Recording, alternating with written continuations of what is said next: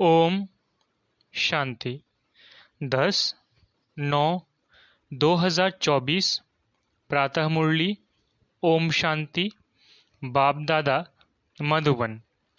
बाबा आज कह रहे हैं, मीठे बच्चे, माया को वश करने का मंत्र है मन मना भव। इसी मंत्र में सब खूबियां समाई हुई है। यही मंत्र तुम्हें पवित्र बना देता है।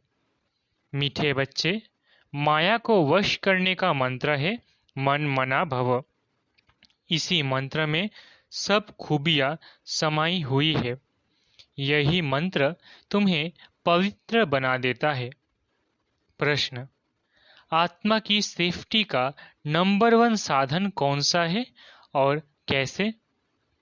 उत्तर: याद की यात्रा ही सेफ्टी का नंबर 1 साधन है, क्योंकि इस याद से ही तुम्हारे कैरेक्टर सुधरते हैं।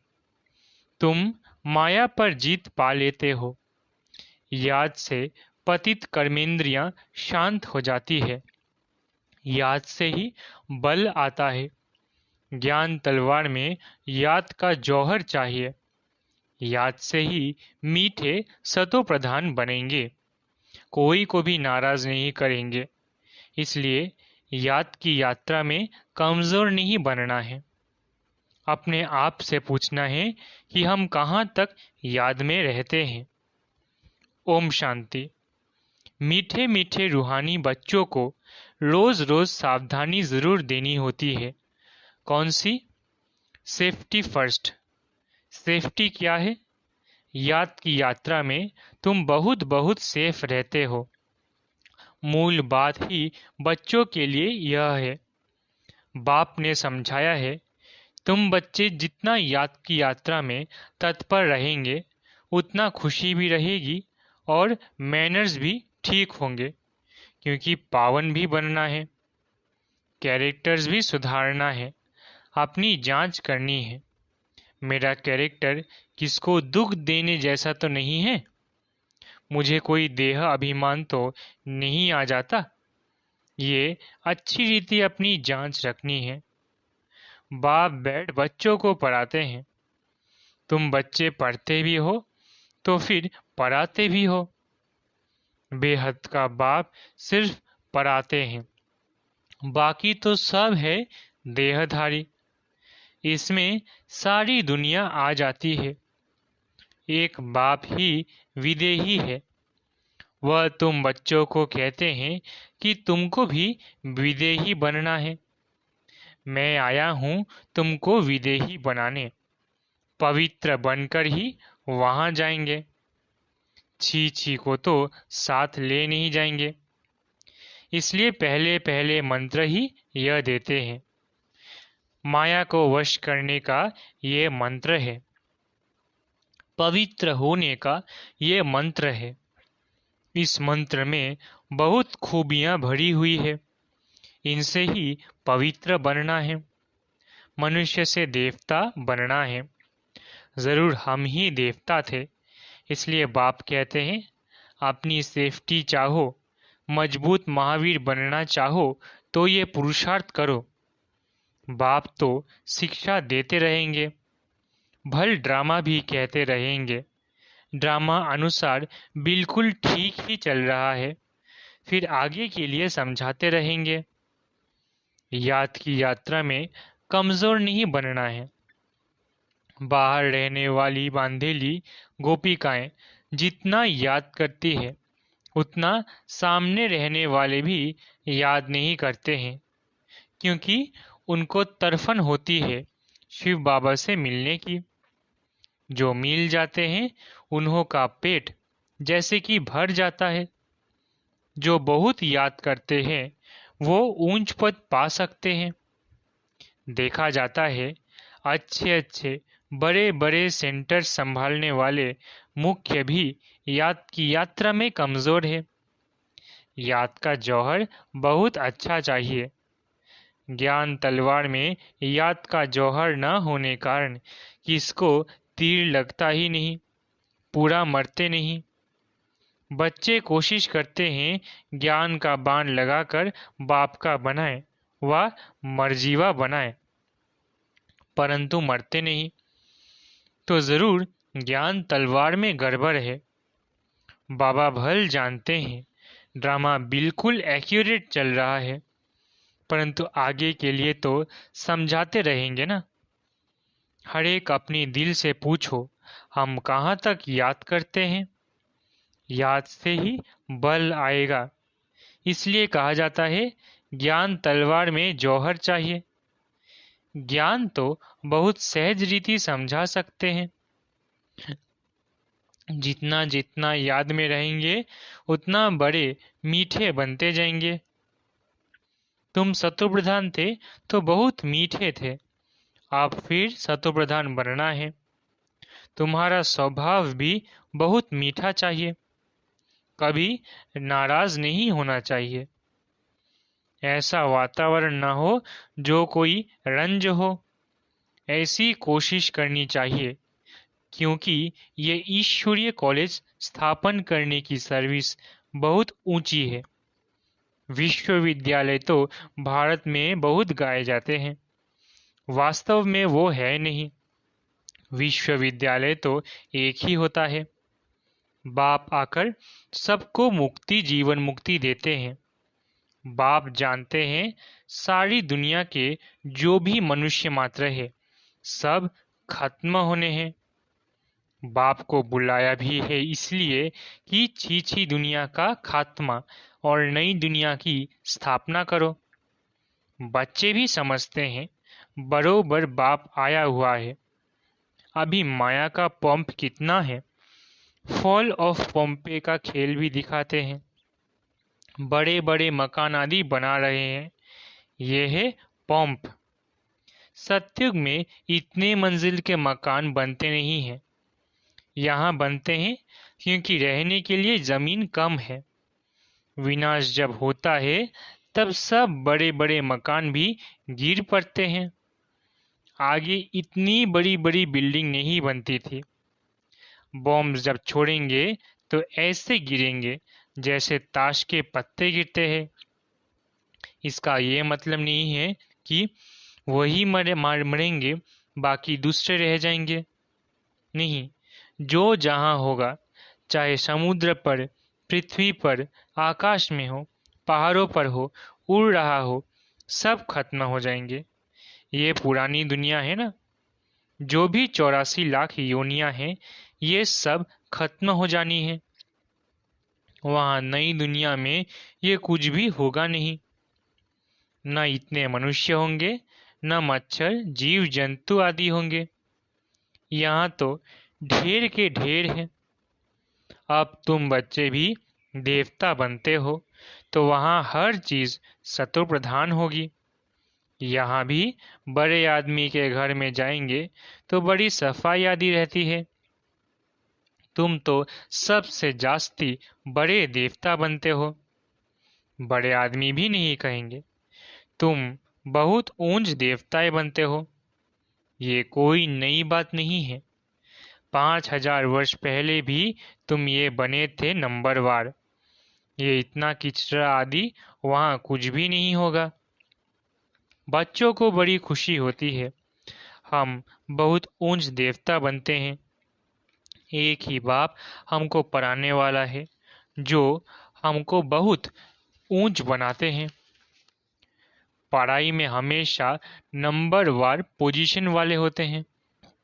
कोई कम पढ़ते हैं, कोई जास्ती पढ़ते हैं। अब बच्चे पुरुषार्थ कर रहे हैं, बड़े बड़े सेंटर्स खोल रहे हैं, इसलिए कि बड़ों बड़ों को मालूम पड़े। भारत का प्राचीन राजयोग भी गाया हुआ है। खास विलायत वालों को जास्ती उत्सुकता होती है राजयोग सीखने की। भारतवासी तो तमो प्रधान बुद्धि है, वो फिर भी तमो बुद्धि है, इसलिए उन्हों को शौक रहता है भारत का प्राचीन राजयोग सीखने का। भारत का प्राचीन राजयोग नामी ग्रामी है, जिससे ही भारत स्वर्ग बना था। बहुत थोड़े आते हैं जो पूरी रीति समझते हैं। स्वर्ग हेवन पास हो गया सो फिर होगा जरूर। हेवन अथवा पैराडाइज है सबसे वंडर ऑफ वर्ल्ड। स्वर्ग का कितना नाम वाला है। स्वर्ग और नरक, शिवालय और वैश्यालय। बच्चों को अब नंबरवार याद है कि हमको अब शिवालय में जाना है। वहां जाने के लिए शिव बाबा को याद करना है। वही पंडा है सबको ले जाने वाला। भक्ति को कहा जाता है रात, ज्ञान को कहा जाता है दिन। यह बेहद की बात है। नई चीज और पुरानी चीज में बहुत फर्क होता है। अब बच्चों की दिल होती है इतनी ऊंच ते ऊंच पढ़ाई, ऊंचे ते ऊंचे मकान में हम पढ़ाएं तो बड़े बड़े लोग आएंगे। एक एक को बैठ समझाना पड़ता है। वास्तव में पढ़ाई व शिक्षा के लिए एकांत में स्थान होते हैं। ब्रह्म ज्ञानियों के भी आश्रम शहर से दूर दूर होते हैं और नीचे ही रहते हैं, इतने ऊपर की मंजिल पर नहीं रहते हैं। अभी तो तमो प्रधान होने से शहर में अंदर घुस पड़े हैं। वो ताकत खत्म हो गई है। इस समय सबकी बैटरी खाली है। अब बैटरी को कैसे भरना है, ये बाप के सिवाय कोई भी बैटरी चार्ज कर ना सके। बच्चों को बैटरी चार्ज करने से ही ताकत आती है। उसके लिए मुख्य है याद। उसमें ही माया के विघ्न पड़ते हैं। कोई तो सर्जन के आगे सच बतलाते हैं, कोई छिपा लेते हैं। अंदर में जो खामियां हैं वो तो बाप को बतलानी पड़े। इस जन्म में जो पाप किए हैं वो अविनाशी सर्जन के आगे वर्णन करना चाहिए, नहीं तो वो दिल अंदर खाता रहेगा। सुनाने के बाद फिर खाएगा नहीं। अंदर रख लेना ये भी नुकसान कारक है। जो सच्चे सच्चे बच्चे बनते हैं वो सब बाप को बतला देते हैं, इस जन्म में ये पाप किए हैं। दिन प्रतिदिन बाप जोर देते रहते हैं, ये तुम्हारा अंतिम जन्म है। तमो प्रधान से पाप तो जरूर होते होंगे ना। बाप कहते हैं मैं बहुत जन्मों के अंत में जो नंबर 1 पतित बना है उनमें ही प्रवेश करता हूँ, क्योंकि उनको ही फिर नंबर 1 में जाना है। बहुत मेहनत करनी पड़ती है। इस जन्म में पाप हुए तो है ना। कईयों को पता ही नहीं पड़ता कि हम क्या कर रहे हैं। सच नहीं बतलाते हैं, कोई कोई सच बतला देते हैं। बाप ने समझाया है बच्चे, तुम्हारी कर्मेंद्रियां शांत तब होती है जब कर्मातीत अवस्था बनती है। जैसे मनुष्य बूढ़े होते हैं तो कर्मेंद्रियां ऑटोमेटिकली शांत हो जाती है। इसमें तो छोटेपन में ही सब शांत हो जाना चाहिए। योग बल में अच्छी तरह रहें जो इन सब बातों की एंड हो जाए। वहां कोई ऐसी गंदी बीमारी, कीचड़ पट्टी आदि कुछ नहीं होती। मनुष्य बड़े साफ शुद्ध रहते हैं। वहां है ही राम राज्य, यहाँ है रावण राज्य। तो अनेक प्रकार की गंदगी की बीमारियां आदि हैं। सत्युग में ये कुछ होता नहीं। बात मत पूछो, नाम ही कितना फर्स्ट क्लास है। स्वर्ग नई दुनिया, बड़ी सफाई रहती है। बाप समझाते हैं इस पुरुषोत्तम संगम युग पर ही तुम ये सब बातें सुनते हो। कल नहीं सुनते थे। कल मृत्यु लोक के मालिक थे, आज अमर लोक के मालिक बनते हो। निश्चय हो जाता है कि कल मृत्यु लोक में थे, अभी संगम युग पर आने से अमर लोक में जाने के लिए तुम पुरुषार्थ कर रहे हो। पढ़ाने वाला भी अब मिला है, जो अच्छी रीति पढ़ते अभी तुम रोशनी में हो। ये भी सिवाय तुम बच्चों के और कोई को मालूम नहीं है। तुम भी फिर घड़ी घड़ी भूल जाते हो, पुरानी दुनिया में चले जाते हो। भूलना माना पुरानी दुनिया में चले जाना। अभी तुम संगम योगी ब्राह्मणों को मालूम है कि हम कलयुग में नहीं हैं। ये सदैव याद रखना है। हम नए विश्व के मालिक बन रहे हैं। बाप हमको पढ़ाते ही है नई दुनिया में जाने के लिए। ये है शुद्ध अहंकार, वो है शुद्ध अहंकार, अशुद्ध अहंकार। तुम बच्चों को तो कभी अशुद्ध ख्यालात भी नहीं आने चाहिए। पुरुषार्थ करते आखिरी पिछाड़ी में रिजल्ट निकलेगी। बाप समझाते हैं इस समय तक सब पुरुषार्थी है। इम्तिहान जब होता है तो नंबरवार पास हो फिर ट्रांसफर हो जाते हैं। तुम्हारी है बेहद की पढ़ाई, जिसको सिर्फ तुम ही जानते हो। तुम कितना समझाते हो, नए नए आते रहते हैं बेहद के बाप से वर्षा पाने के लिए। भल दूर रहते हैं फिर भी सुनते सुनते निश्चय बुद्धि हो जाते हैं।